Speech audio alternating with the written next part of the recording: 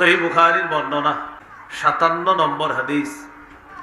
এই হাদিসের বর্ণনাকারী জারীর ইবনে আব্দুল্লাহ রাদিয়াল্লাহু তাআলা তিনি বলেন, বায়াতু রাসূলুল্লাহি সাল্লাল্লাহু আলাইহি ওয়াসাল্লাম আলা ইকামিস সালাহ ওয়া ইতাইজ যাকাহ ওয়ান নুসহি লিকুল্লি মুসলিম।